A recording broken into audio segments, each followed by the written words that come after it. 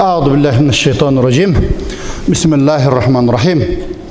Elhamdülillah ve salatu vesselamu ala Resulillah. Amma ba'd. Esselamu aleyküm ve rahmetullahi ve berekatuhu. Hurmatly cemaat, Allah Taala barыңızдардан niyetingizlerdi, tileğingizlerdi kabul kılgan bolsun. Daim ele aytıp жүрөбүз. Kimde kim Allah Taala'nın üylerinden bolgan bir üyge kelgen bolsa, bir kadamına күнөөс keçirilse, bir kadam menen oşağa sooп жазылат дейт. Кудай Таалам ошол ар бирөөдүн жакшы ниети менен келген 10 кадамыбызга сооп жазса, сол кадамыбыз менен пендечилик кылып кетирген кемчиликтерди Кудай Таалам өзү кечирген болсун.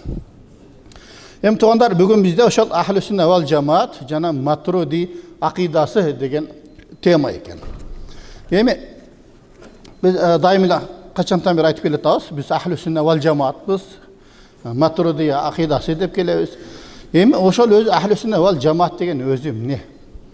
Ошол жөнүндө кичине айталы. Мына баягы хадистердин негизинде, аяттардын негизинде бул коюлган бизге ошол эмне бир ысым. Өзү пайгамбарыбыздын ошол хадистеринде келет, Яхудилер 71ге бөлүнөт, бирөөсү 5ке, калганы тозокко дейт. Насаранилер 72ге бөлүнөт деген. Алардын бирөөсү 5ке, калганы тозокко деген. Ушул үммөт 73ке бөлүнөт, бирөөсү 5ке, калганы тозокко. Алар ошол мен жана ошол менин жолумдагылар. Жолсо алар жамаат деп айткан. Ошонун негизинде бизде эмне Ахлу Сүннәт вал Жамаат деп аталып калган да, ошол эмне жамаат менен болгондор. Эми бул Ахлу Сүннәт вал Жамаатта бизде эмне 4 мазхаб бар. 4 мазхаб бар. Ахлу Сүннәт вал Жамаат бул эмне 4 мазхаб. Ал мазхабтарды билесиздер, Абу Ханифа мазхабы, биздин Ханафи мазхабыбыз. Андан кийин экинчиси бул эмне Малики мазхабы, Малик ибн Анас.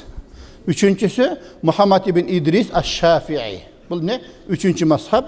Ал эми төртүнчүсү Хамбали мазхабы деп коет. Ошо 4 мазхаб бириги бул эмне Ахлу Сүннә вал Жамаатты түзөт тургандар. Бул эми бул Кудай Таалам ушунчалык бир берген экен, ушулар эмне атактуу болуп, элге ошол эмне жолду көрсөткөн, ошо мындайча айтканда ошол эмне бир чыракты кармап алып туруп элдин астына түшкөн бир адамдар, аалымдар болгон экен да буларчы.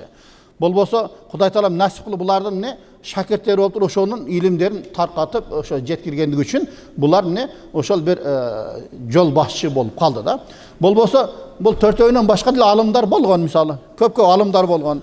Мисалы ошол убакта Аузаи деген аалым болгон, Суфьян Саври болгон, Суфьян ибн Уяйна деген, Абдуллах ибн Мубарак, көптөгөн аалымдар болгон. Бирок Кудай Таалам ошолорго насип кылган экен, ошолор эмне ошол бир мазхаб башчы болуп туруп, шакирттери ошентип бизге жеткирип келди. Эми негизи алып караганда ошол адамдын дин жолуна түшүүсүнө, илим жолуна түшүүсүнө үйдөгүлөр өзү түрткү берет экен да. Үйдөгүлөр өзү түрткү берет экен. Мисалы, Малик ибн Анас айтат, ушу кичинейинен, жаштайынан баштап энеси аалымдардын кийимин кийгизип коет экен да, бар балам сен мешитке барышың керек, мешитке бар дейт экен да. Барып ошол жерде эмне сен илим алгының, ошол устаздын илиминен мурда адейин пайдаланган деп туруп баласын аалымдардын кийимин кийгизип алып туруп мешитке жөнөтүп шыктандырган экен да, кичинесинен баштап. Көрбөйсүңөрбү? Кандай аялдар болгон. Ошол эмне ошол аялдар ошентип балдарын илим жолунда тарбиялады, ошолор мынтип эмне кыяматка чейин ошол бир мындайча айтканда садака жарыя болду да ошол ата энеси үчүн. Карасаңыздар, шыктандырган. Мисалы Имам Шафи булар өзү Палестинада, Газзада жашаган экен. Бул Имам Шафи төрөлгөндөн кийин бир канча убакыттан кийин көп өтпөй эле аз убакыттан кийин атасы кайтыш болгон экен. Ошондон Имам Шафинин энеси өзү төркүнү Жазира, ошо Араб жарым аралынан болгон экен да. Баягы сапарга чыдай ала турган, кичине чоңоюп калганда, ошо баласы менен өзүнүн төркүнүнө келип, кийин кайра Меккеге барган экен. Меккеге барып, ошол жерде кана деп туруп ошону илим жолуна салган экен. Көрбөйсүздөр. Демек, ошо аял заты түрткү болгон экен да. Карасаңыздар. Эми кээде турумда ой келет да, ошондой динди түшүндүргөн ошол аял затына биздин үммөт карыздарбыз деп коем да кээдечи ойлоп. Эми ошол нерселерден биздин апаларыбыз, эже карындаштарыбыз сак алыш керек да. Ошол нерседен үлгү алышыбыз керек. Биз дагы эмне ошол балдарыбызды өзү жөнөтүш керек ошол жерде. Илим алдырыш керек. Ошого мисалы колдошубуз керек. Илим алам десе шарт түзүп беришибиз керек. Bizde teleke karşı ne? ар кайсы нерсеге шарт түзүп беребиз, мисалы спортко жөнөтөбүз, же болбосо дагы бир кружокторго жөнөтөбүз, а бирок жок дегенде жумасына бир жолу, эки жолу бир мечитке жөнөтүп койбойт да биздикилерчи. Башкага убакыт табат, бирок ошо дин жолунда өзүнүн келечегин мисалы курууда дин негизги нерсе да. Ошого убакыты жок, же болбосо эмне акчасы жок дегендей. Акчасы элеп болсо дагы ошого биз жөнөтүшүбүз керек. А бирок ошол башка имамдардан имам азам айырмаланып, бул өзгөчө чоңоюп калгандан кийин ошо динди баштаган экен да. Ошол жерде Шаби деген алым карасаңдар ушундай баягы көрөгөч болгон экен да. Айтат го пайгамбардын хадисинде: "Иттақу фарасатал муъмин", момунун парасатынан сактангыла, анткени ал Аллахтын нуру менен карайт дейт. Ошол мындай көргөн экен, карап туруп, имам азам содигер болгон да. Бияка өткөнү карап туруп, ошону көрүп тур дагы, "Сен каяка баратасың?" десе, "Мен ошо содага." "Жок, дагы каяка барасың?" десе, "Мен содага барып келем." "Жок, сен мындай молдолорго, алымдарга барбайсыңбы?" деп сураган экен. Карасаңыздар, ошо түрткү болгон экен да. Түрткү болгон экен. "Жөн, мен ал жака барбайм. Сен ошол бир алымдарга дагы барбайсыңбы? Сен ушундай бир келечекте бир кыйын адам чыгат. Сен зиректиңди мен байкап турамын. Алымдарга да бир барып көрбөйсүңбү?" деп ошол туура жолго багыштаган экен да имам Шафи. Ошондо макул мен барайын. Кайсы илимди алсам болот, мисалы Куранды үйрөнсөм не болот? Артында не келет Куранды үйрөнгөндөн кийин? Десе, мындай сен үйрөтөсүң, кийин сенден да бир күчтүү шакирттерди чыгарасың десе. А эгерде бул илимди алсам кандай болот? Бул илимди алсам кандай болот деп туруп, ар бирин сураган экен ошо устаздарданчы. Мисалы бул илим не пайдасы бар, кандай акыбети кандай болот деп туруп.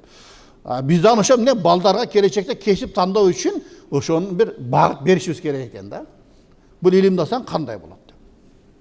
Мисалы бизге кандай, Кыргызстанга кандай кесип пайдалуу, кандай кесипти үйрөнсө, биздин балабыз элге кандай пайдасы тиет. Эгерде ошондой бир багыт бере турган болсок, биздин балабыз элге пайдасы тие турган илимге кызыктырсак, пайдасы тие турган болот да.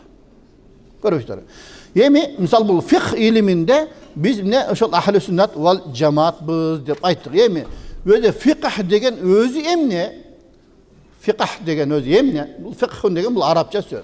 Фикх деген бул адамзаттын туура акыйкат жоопкерчилигин түшүнүүсүн туюнтат экен да. Фикх деген акыйкат өзүнүн жоопкерчилигин түшүнүш керек экен. Ошону бул фикх деп коет. Ар бир инсан өзүнүн жоопкерчилигин түшүнүш керек. Фикх илими болсо адамдардын Алланын алдындагы өзүнүн кулчулук жоопкерчилигин, адал эмне, арам эмне, ошону айырмалай билүүсүн, андан да эң негизгиси адамдар арасында байланышын изилдей турган илим дейт да. Мисалы содада кандай болуш керек, кандай кылсак содабыз адал болот, кандай болсо арам болот, эл менен мамилебиз кандай болот. Кыскасы ошонун баарын үйрөтүүчү илим бул фикх илими деп аталат экен. Ал эми биздин фикх илимдеринин түпкү булагы бул Куран биринчи. Курандан кийин бизде сүннөт. Сүннөт деген бул пайгамбардын айткан сөздөрү, кылган иштери, бизге көрсөткөн жолуну бул сүннөт деп коебуз. Андан кийинки булагы бул ижма деп коет. Ижма деген алымдар баарысы биригип туруп, ушул шариятыбыз боюнча туура Куранга, сүннөткө дал келет экен деп туруп, биригип туруп айткан пикирин ижма деп коет. Андан кийин мисалы кыяс. Мисалы кээ бир маселелер бар, ал маселелер мисалы бизде жок, пайгамбардын убактында болгон. Ошону пайгамбардын убактында бир болгон окуя мисалы салыштырат да. Мисалы пайгамбар айткан го, сен айдап жүргөн, минип жүргөн төөңө зекет бербейсиң дейт. Ошондой эле азыр сенин айдап жүргөн машинең $100,000 турса деле, ага зекет бербейсиң да.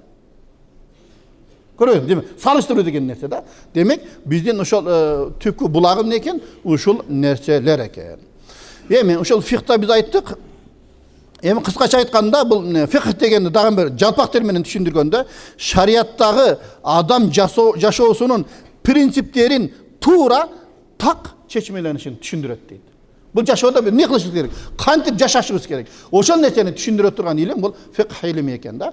Ал эми ошо фикх илиминде бизде эмне? 4 мазхаб бар. Ошо 4 мазхаб ахли сүнна вал жамаат болуп эсептелет тугандар. Мынакей. Мазхаб боюнча айтканда бизде айттык, ошол 4 мазхаб бул ахли сүннат вал жамаат болуп эсептелет дедик. Эми бул бизде фикх илиминде, шариат илиминде 4 мазхаб бар дедик. Ал эми акыйдада бизде эмне? 2 мазхаб бар. Aş'ariya, anan Maturidiya degan akida var. Akidada 2 mazhab, fiqh iliminde 4 mazhab. Bizde Orta Aziya, mesela Afganistan, şol keyir mamleketler var. Şollar ne? Bizde Maturidiya akidasını karmanabız. Maturidiya akidasını karmanabız. Ol İmam Maturidi bu özü negizi bu Abu Mansur al-Maturidi dep koyat. Oşol ne Abu Hanifa'nın ele oşol aytkan ilimlerin bizge jetirip түшүндүргөн. Бул ne Samarkandga жақын жерде oşo Maturid деген айылдан болот. Ошого ne Abu Mansur al-Maturidi деп аталып калган. Ал эми Аш'ария болсо, бул Аш'ария бул ошол Abu Musa al-Ash'ariga barıp taqalat ekan. Oşo sahabalardan bolgan Abu Musa al-Ash'ariga barıp taqalat ekan. Mına oşol sebepten biz ne түшүндүрүп кетели? Akidada 2 mazhab bardır. Maturidiya, Ash'ariya. Al эми Ash'ariyani көбүнчө bay Şafii mazhabı menen oşol Maliki mazhabı paydalanat ekan. Oşonu karmanat ekan. Biz Hanafi mazhabı көбүнчө Maturidiya mazhabını karmanabız. Yemi bu yerde biz hiç kaçan bölünmüşüz gerek de. Şu bölünbey bir bolla degendik için ahli sünnet vel cemaat da sünneti bekem karmagan önce bir cemaat top de otatta bu yerde. Yemi misalı bizde özü ne gibi Peygamber hadisinde kelet Müslümanga bir jaman söz ayttu bu tuğra yoldan taygandık deydi. Tuğra yoldan taygandık de bu hadiste kelet otatta. Biz Müslümanga biz jaman söz aytbaşız gerek. Müslümanga biz akarat kılbaşız gerek. Alem anı vuruşup, anı menen soğuşu, bu kapırdık degen hadiste geledi. İmam Bukhari'den aytılan. Kuday saktasın. Oşondan bizde ne? Ahli sünnet vel cemaat sünneti bekem karmap, bu birdiktü boluşubuz gerek eken. Ondan keyin dagı bir hadiste geledi, Müslümandın bir bordoşu, bir tuğanı deydi. Al bordoşunu adiletsizlik kılbayt deydi. Demek jakşılık kılışыбыз gerek de Müslümanlar bir-birimizge. Bordoşuna ne? Hiç kaçan adiletsizlik kılbayt, jardamsız kaltırbayt. Müslümanlar için ne? Özünün Müslüman bordoşunun kemsinti bu en çok günah deydi. Bundan ötken günah yok deydi. Müslüman için özünün başka bir bordoşun kemsintiden ötken günah yok deydi. Oşondan bizde ne? Bir cemaat boluşubuz gerek de tuğanlar. Al jerde bir-birimizni kemsintmesden, bir-birimizge ne? Akarat keltirmesden. Yemi akida dedik biz, akidada biz ne dedik? Maturidiya mazhabın karmanabız dedik. Yemi akida degen özüm ne tuğanlar? Akida degen özüm ne? Bul akida bul kanday ilim, bul neni üretet degen surat bolat da. Akida bul Allah'tın jalgızdığın tanıtıcı ilim. Akidada biz Allah Taala'nı tanıtıyoruz. Allah'ın jalgızdığın tanıtıcı ilim diyoruz. Akida savağı, akida ilimi la ilahe illallah Muhammedur Resulullah degen kelimenin üstüne negizdelgen. Akida ilimi la ilahe illallah Muhammedur Resulullah degen kelimenin üstüne negizdelgen ilim tuğanlar. Yemi bu la ilahe illallah degende ne? Sıyınığa tatıktı Allah'tan başka kuday yok degeni düşündürüyor. Demek biz Allah Taala'nı tanıtat eken de akida ilimi. Yemi surat olat. La ilahe illallah Muhammed Resulullah dedik. Allah'tan başka sıyınığa tatıktı degen sözü koşuş gerek. Sıyınığa tatıktı Allah'tan başka kuday yok dedik. Yemi surat oluşu mümkün de Allah kim kuday kim degen. Negizi la ilahe illallah degende ilah degen söz bizde Kırgız elinde var mı? Kim bilir bilir? Var mı Kırgızça? İlah degen söz. Köpçülük mani berbey bizde. İlah degen söz Kırgızda var. Misalı bizde kuday deymiz, Arapça ilah deymiz. Oşol ilah degen sözdeyle biz Kırgız tiline bağındırıp alganbızda. Adır bilbey ataslar, men aytsam sırat, oşol turbayбы deyişler. Misalı karyalar bata örer. Ilayım ömürün uzun bolsun, jegenin yüzün bolsun deydi. Şu ilayım degen söz, ilah degen söz tuğanlar. Oşol ilah degen sözü biz Kırgız tiline bağındırıp alganbızda. Bunda bizde Orta Asya'da Kırgızdın tili bir özgöçe eken da. Misalı İbrahim deydi Kur'an'da biz İbrahim deyimiz de. İbrahim peygamberden İsmail degen oğlu olgan deyimiz. İbrahim, İsmail. Görmüştür. Oşonda ele ilah degen sözü ilayim de olganımız da bayağı yerde. Görmüştür. Bu ilay degen neni düşündürür? Oşol Arapçadan ele alıngan söz. Misal Özbek taşlarda ilahi amin deyip dur oşol boydan paydalanat. Bizde ne? İlayim de paydalanat. Anan ne? Oşo ilah degen bu her bir eldin tilinde oşo jaratuvчуга kayırılgan söz eken, ilah degen. Misal bizde o kuday, o жаратқан, o Теңір деп қайырлады екенбіз. Мысалы, орыстарда Боже мой, Господи деп тұрып, әркім өзінің тілінде қайырлады. Мысалы, өзбектастарда Худа деп қайырлады. Мысалы, англис тілінде God деп қайырлады. Абай шошып кетеді. О май God деп шошып кетеді. Демек, әрбір елдің өзінің тілінде қайырлған сөз бар екен да. Ошол жаратушыға, Құдайға таандық болғанат бұл Аллах екен да. Сыйынуға татықты Аллахтан башқа Құдай жоқ деп атады да. Ал эми Құдай деген бұл не? Башқаларға да айтылып береді. Мысалы, Индияда үйді Құдай дейді, білесіздер, а? Құдай деп сыйынады. Крысаға сыйынғандар бар, маймылдарға сыйынғандар бар. Қысқасы, арқандай ел болады екен да. Әркім арқандай нәрсеге сыйынады екен, бирок бұл жерде не? Сыйынуға татықты Аллахтан башқа Құдай жоқ деп атады.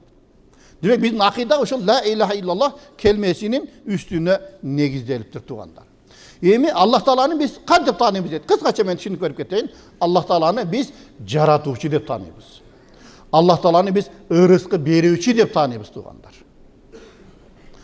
Жаратуучу дегенде мындай логикага салып карап көрсөк, эгерде адамды адам жарата турган болсо, үйлөнгөн адам сөзсүз балалуу болуш керек болчу.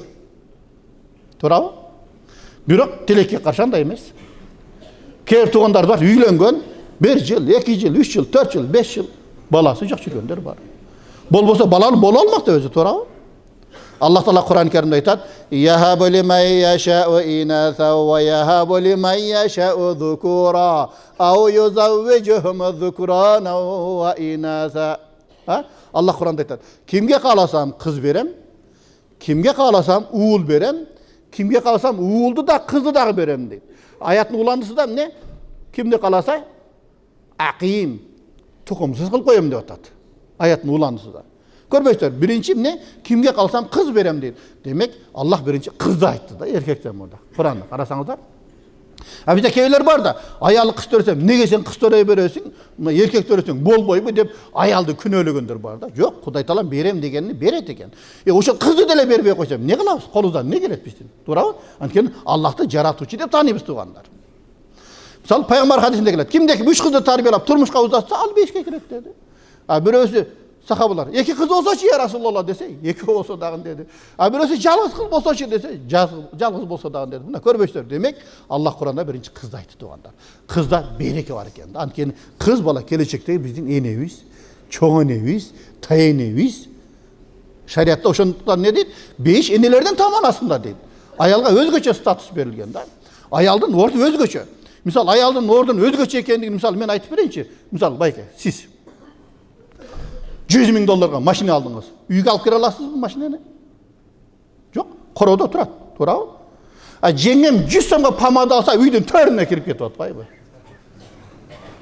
Көрбөйсүз мына. Ушул жерден билсек болот экен, аял менен эркектин орду кандай? Аял заты эмне? Сөзсүз түрдө эмне? Өзүнчө бир коргоого эмне татыктуу зат экен да. Төрөлгөндөн баштап өлгөнгө чейин аял затын эркек коргош керек. Bizde olsa üylөнгөндө аялды барам деп үйлөнүш керек, шариат боюнча. Бирок тилекке каршы бизде кээ бир эркектер бактырам деп үйлөнүп аткандар кездешип атат да, Кудай сактасын. Жерде үйлөнгөн, аял магазинге чыгарып койгон, базарга чыгарып койгон, өзү үйдө жатат диванда, пультту кармап алган. Анын иши ошо пульт башкарышта. Кудай сактасын андайдан. Эркек сорой деп коет кандайлар да? Багыш керек да. Эгерде сен ошентип жатып алсаң, эртеңки күнү сага дагы Кудай Таалам ошондой күйөө бала жөнөтөт да. Сага да ошондой күйөө бала жөнөтөт. Күйөө балаң үйдө жатат, кыздың эшекте иштейт да. Кудай сактасын. Андай болбош керек. Биз ушунчалык биз мамиле кылалы аялыбызга, жакшы мамиле кылалы, эртең биздин кызыбызга дагы күйөө болобуз, ошондой мамиле кыла турган болсун. Amin.